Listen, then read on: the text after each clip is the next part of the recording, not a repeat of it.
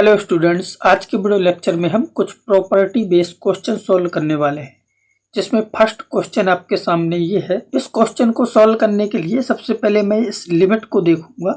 ये लिमिट हमारी सेम है, मतलब कि ये इस टाइप की है -a टू a। तो ये जो फंक्शन है इसको अगर मैं लिखूँ तो एफ एक्स इक्वल टू क्या है, x³ tan x²। इसे इवन और चेक करने के लिए x की जगह -x पुट किया तो यहाँ से आएगा -x³ और यहाँ माइनस पुट करोगे तो कोई फर्क नहीं पड़ेगा, यह आ जाएगा tan x²। तो f -x इक्वल टू क्या आ जाएगा माइनस, और इसको हम वापस से fx बोल सकते हैं। तो f -x इक्वल टू क्या आ गया -fx, यानी कि ये क्या है हमारा ऑड फंक्शन। और अगर ये ऑड फंक्शन है तो फिर मुझे पता है कि इसका आंसर क्या होगा 0। फिर सेकंड क्वेश्चन है, तो इसमें भी ये सेम लिमिट है -1/2 से 1/2। तो इसको भी fx बोलो और इवन ऑड चेक करो। तो fx equal to sec x ln 1 - x upon 1 + x।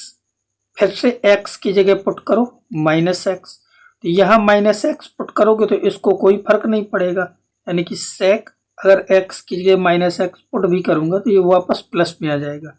और यहाँ पे ln और x की जगह -x करोगे तो ऊपर हो जाएगा 1 + x और नीचे हो जाएगा 1 - x।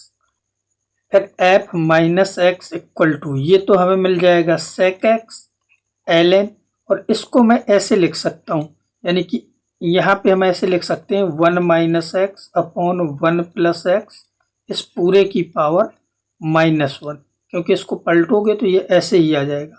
और ln में यानी कि log में क्या होता है कि जो पावर होती है वो आगे आ जाती है, तो ये पावर आगे आ जाएगी तो इसको बाहर लगा दो। तो f -x इक्वल टू आ जाएगा -sec x ln 1 - x upon 1 + x। तो इसको हम वापस से fx बोल सकते हैं। तो यहाँ से f -x इक्वल टू आ जाएगा माइनस का fx। तो वापस से फिर ये हमारा क्या बन जाएगा ऑड फंक्शन। ठीक है, तो ये हमारा ऑड फंक्शन हो गया। और अगर ये ऑड फंक्शन है तो फिर इस इंटीग्रल का आंसर क्या होगा 0। इसके बाद नेक्स्ट क्वेश्चन है, जैसे कि इसमें ये गिवन है और ये फाइंड करना है। तो इसके लिए मैं अपनी प्रॉपर्टी नंबर 4 लगाऊंगा। Integration a to b fx dx equal to होता था integration limit a to b, और इस लिमिट को ऐड करोगे तो आएगा f a + b - x into dx। तो ये थी अपनी प्रॉपर्टी नंबर 4। तो इसमें अप्लाई करना है। क्वेश्चन इस टाइप से गिवन है 1 2 3 fx dx इक्वल टू दिया है 7। तो इसमें ये वाली प्रॉपर्टी अप्लाई करोगे तो यहाँ से आएगा इंटीग्रेशन 1 2 3 f, और इसको ऐड करो तो 3 1 कितना हो जाएगा 4 x into dx equal to क्या आएगा 7। और यही हमें कैलकुलेट करना था 1 2 3 f 4 - x इंटू dx। तो इसका आंसर क्या आ गया 7। ठीक है, तो बस ये क्वेश्चन भी हो गया, ये आपका 7 आ गया। ठीक है, इसके बाद नेक्स्ट क्वेश्चन है, इसको भी हमें शॉर्टकट से ही करना है। तो बना लो, अपना ग्राफ बना देते हैं इसका रूट क्या होगा, तो वो 9/5 होगा। इसका कुछ 9/5 यहाँ कहीं होगा।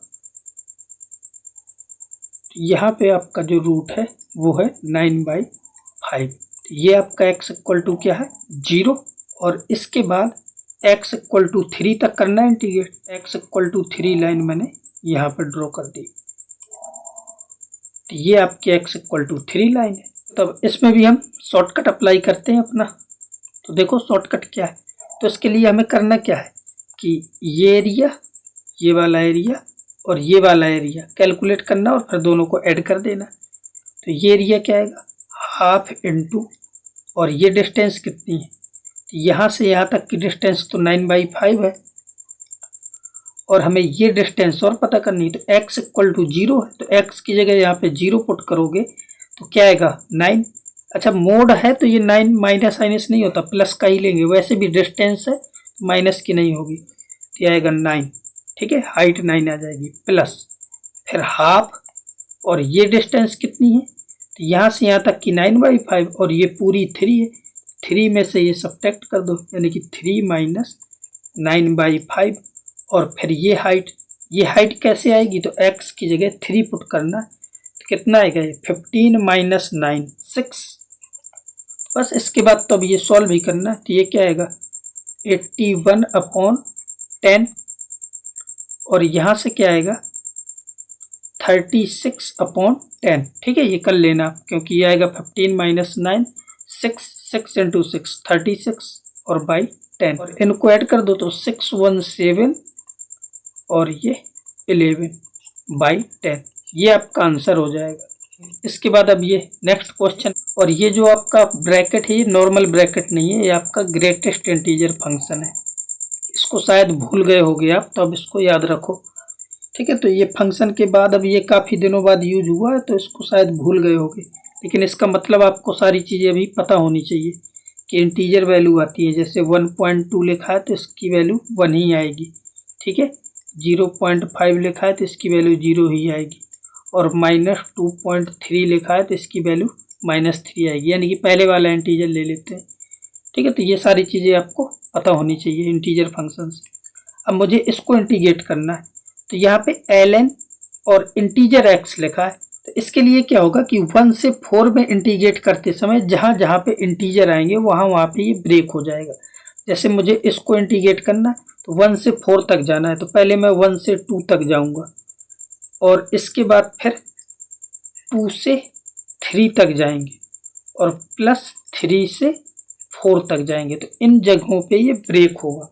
अब 1 से 2 के बीच में, जैसे 1 से 2 के बीच में कोई वैल्यू जैसे 1.2 लोगे तो उसका इंटीजर पार्ट कितना आएगा 1, तो 1 से 2 के बीच में ये आएगा ln और इंटीजर पार्ट इसका क्या आएगा 1 इंटू dx, और 2 से 3 के बीच में इंटीजर पार्ट 2 आएगा, तो ये आएगा ln 2 dx, और 3 से 4 के बीच में ये आएगा ln 3 dx। इंटीजर पार्ट को जब भी ब्रेक करोगे तो ऐसे हो जाता है। ठीक है, तो बस अब ये तो बेहद ही आसान क्वेश्चनों में से एक हो गया। ln तो बाहर चला जाएगा, सॉरी ये तो 0 हो जाएगा ना, ln 1 की वैल्यू तो 0 होती है। यहाँ से ln 2 को बाहर ले लो, तो यहाँ से क्या आएगा इसका इंटीग्रेशन x होगा, फिर लिमिट पुट करोगे तो 3 माइनस 2 ऐसे आएगा 3 माइनस 2, यहाँ से ln 3 4 माइनस 3, तो ये 1 है ये 1, तो ये आ गया ln 2 प्लस ln 3, और हम इसको ऐसे लिख सकते हैं ln 3 इंटू 2 6, ये आंसर हो जाएगा। ठीक है, तो बहुत बहुत ज़्यादा सिंपल क्वेश्चन बोलेंगे इसको। ठीक है, लेकिन ये अगर ये सारी चीज़ें आपको पता नहीं इंटीजर पार्ट के बारे में तो ये नहीं भी बन सकता। इसके बाद नेक्स्ट इसी टाइप का क्वेश्चन ये है। तो अब इस क्वेश्चन में क्या है x प्लस 1/2 है, और हमें कहाँ से कहाँ तक इंटीग्रेट करना है -1 से 3 तक।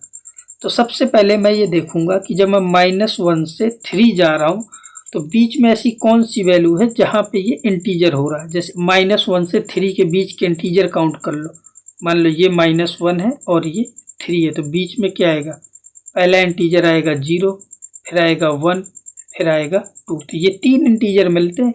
ये 3 तो नहीं बन रहे, बस ये चेक करना है। जब x की जगह मैं -1/2 पुट करूँगा, ठीक है, तो ये 0 बन जाएगा। 0 बन जाएगा इसका मतलब कि इंटीजर आ जाएगा। तो -1 से -1/2 के बीच में कोई भी वैल्यू लोगे इंटीजर की, तो वहाँ पे इंटीजर पार्ट क्या होता है -1, तो आएगा -1 इंटू dx प्लस। इसके बाद अब ये कब इंटीजर बनेगा, तो -1/2 के आगे देखो, -1/2 के आगे कौन सी वैल्यू रखोगे इसमें कि ये इंटीजर बनेगा। तो 0 बन चुका, तो अब 1 बनना होगा इसको। तो -1/2 के आगे कौन सी वैल्यू यहाँ पे पुट करें जिससे ये इसकी वैल्यू 1 आ जाए। तो यहाँ पे अगर आप क्या पुट करोगे, तो ये 1 कब बनेगा, जब x की वैल्यू आप 1/2 पुट करोगे। अब -1/2 से 1/2 के बीच में कोई भी वैल्यू अगर आप लोगे तो उसका इंटीजर पार्ट क्या आएगा 0। -1/2 से 1/2 के बीच में कोई वैल्यू लोगे तो इंटीजर पार्ट क्या आएगा 0 प्लस। फिर आगे अब 1/2 से आगे बढ़ो, तो अब इंटीजर 0 बन चुका, 1 बन चुका, अब 2 बनेगा।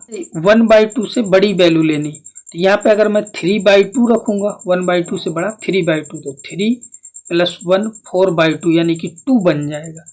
और अगर 2 बन जाएगा या तो इंटीजर आ गया, तो 1/2 से 3/2 में ब्रेक होगा, और 1/2 से 3/2 के बीच की कोई भी वैल्यू उसका इंटीजर पार्ट 1 आएगा। और इसके बाद लास्ट है, अब 3/2 से क्या लेना है, 3। तो ये क्रम अगर आपको ये पैटर्न दिख गया हो तो यहाँ पे समझ गए होगे, -1 0 1। अब ये बिना दिमाग लगाए आपको लिख देना है 2dx। और अगर इस क्वेश्चन में ध्यान से देखोगे तो यहाँ पे भी वही हुआ था, पहले क्या आया था 1 2 3, तो ऐसे लाइन से ही आता है इंटीजर पार्ट में। अब इसके बाद आपको ये इंटीग्रेट करना है, तो इसका इंटीग्रेशन क्या हो जाएगा, माइनस का x और लिमिट पुट कर दो -1 से -1/2, ये तो आपका 0 हो गया, इसको छोड़ो, प्लस ये आएगा x और लिमिट पुट करना है 1/2 से 3/2, प्लस 2 को बाहर कर लो, x और लिमिट पुट करो 3/2 से 3, और बस ये आपका आंसर आ जाएगा जो भी आता है यहाँ से। तो यहाँ पे अगर मैं लिमिट पुट करूँगा तो ये x की जगह -1/2, पहले से माइनस है तो ये प्लस हो जाएगा, फिर इसके बाद माइनस और x की जगह -1, ठीक है। तो ये वाला माइनस, देखो एक माइनस पहले से होता है, ठीक है, एक माइनस पहले से होता है तो उससे ये प्लस का हो जाएगा, लेकिन मैं -1 पुट करूँगा तो फिर से माइनस हो जाएगा, प्लस अब इधर पुट करोगे तो ये क्या आएगा, 3/2 -1/2 प्लस 2, और यहाँ से आएगा 3 - 3/2। इसको सॉल्व कर लो तो ये क्या आ जाएगा, -1/2, ये आपका 1 आ जाएगा, प्लस 2, और ये कितना आएगा 6 - 3, 3/2, ये और ये कैंसिल हो गया, 1 - 1/2 आ गया 1/2 प्लस 3, तो ये आ जाएगा 7/2।